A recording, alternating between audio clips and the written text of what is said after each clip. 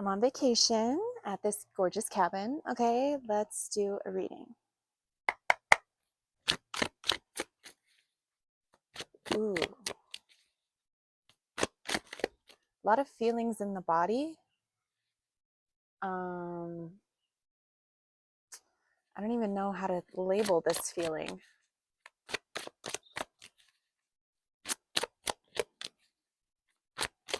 I can't tell if it's confusion or like disassociation or something else. Hold on, what is this?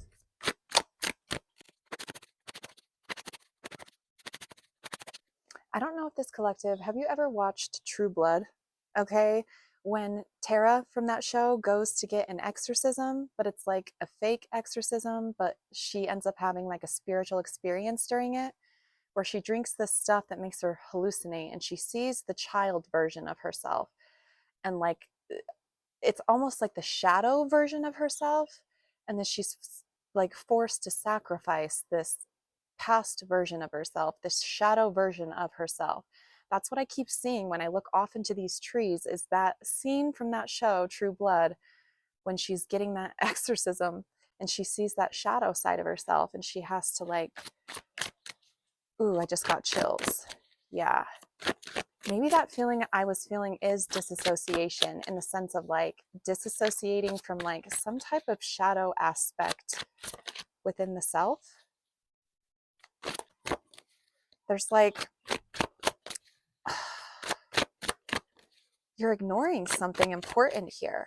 You're ignoring the shadow aspect of yourself, but it's like doing you a disservice. Like you feel like, okay, you feel like ignoring this shadow aspect of yourself is healing. Okay, is like giving you an exorcism, is like ignoring this. But Spirit's like, you don't need to ignore this and you don't need to sacrifice this part of yourself. You need to integrate this part of yourself, or like detach from the shame when it comes to this part of yourself.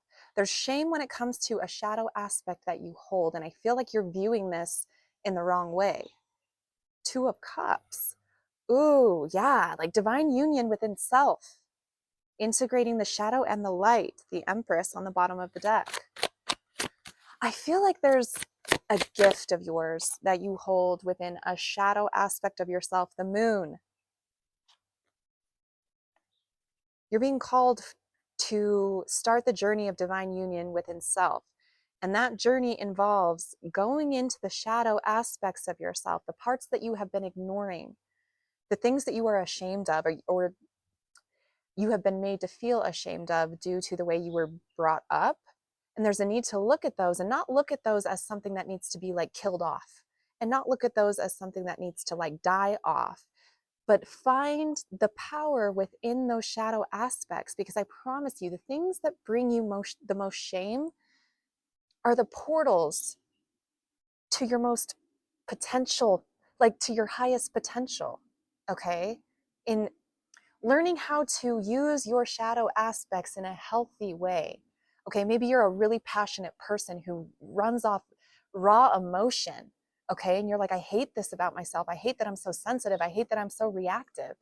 And it's like, if you can harness that in the right way, being a sensitive person like that is actually a superpower. Okay, this is reminding me of like ADHD as well. Like, I can't concentrate, I can't do this, I can't do that. But it's like, if you hone it in the right way, like hyper focusing it, you become superhuman. And that's what this is. You don't need to sacrifice this part of yourself or kill this part of yourself off. You need to relearn how to use this part of yourself in a healthy way so you can integrate it and like launch yourself off into your highest future, divine union within self, integrating your shadow aspect, not being afraid of the shadow.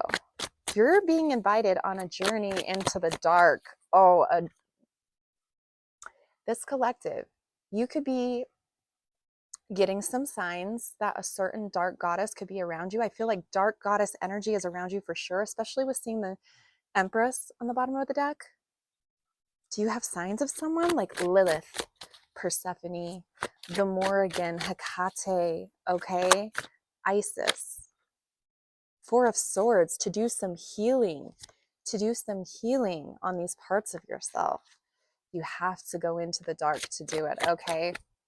The journey of ascension is also the journey of descension. Okay, the higher you want to ascend, the deeper you have to descend. Okay, you can't have one without the other. Living in all love and light all the time is doing yourself a disservice. Living in the dark all of the time is doing yourself a disservice. You have to be doing both, going higher into the light as you go deeper into the dark. Okay, you can't do one without the other. This is gnosis. Gnosis. Mary Magdalene could be significant to this collective. What she really wanted to teach while she was here with Yeshua was detaching from shame, from sin, because that's holding you back. Like being afraid of your shadow side and being afraid of like these darker aspects of life is what is keeping all of us collectively as a whole from ascending, because we are so terrified of descending.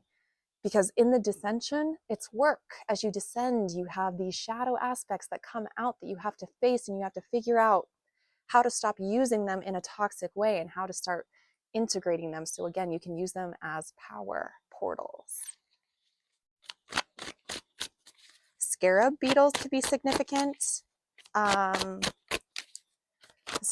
You're being called to go deeper so that you can resurrect yourself. Because don't get it twisted. Resurrection is not something that happens after death. That was never what it was about. Resurrection was always meant to happen while you were living. But in order to do that, you have to die. And in order to die, you have to go into the darkest parts of yourself. Okay, so maybe there is a part of yourself that you have to sacrifice off, but it's not these shadow aspects. It's the parts of you that have been told to fear the shadow aspects. It's the world. It's society, societal beliefs that you have to sacrifice, not you. That's where you got it twisted. Not you. What has taught you to fear your own self? You're being called also, the show The Magicians, where Julia has to go into the underworld to reclaim her shade, to reclaim her shadow part, because she realized when she sent the shadow part into the underworld and detached herself from it, she was also detached from her emotion and her intuition and her empathy. Okay, you need both shadow and light in order to truly have the divine union within self. And in order to truly resurrect, you have to die 1,000 deaths, and you have to do it unafraid, or do it afraid, but like not be afraid of change within yourself. Yeah, your future, balance, exactly, duality. Don't be afraid of the dark. Do not be afraid of the dark. You have guides waiting to lead you. You have yourself waiting to be found. 10 of Pentacles, your spiritual inheritance is waiting in the darkest parts of yourself. So it's time to stop being afraid, to look yourself in the eye and say, I accept you as you are. That's when your abundance comes in. That's when your manifestations come in. When you can look yourself in the eye and say, hey, I accept you. I won't abandon you. Okay? I see your shadows and I am unafraid. I see your demons and I invite them to sit down and have a talk with me. Okay? Do not be afraid of the dark, because it is only within the darkest parts of yourself that you can truly resurrect. Okay? I love you.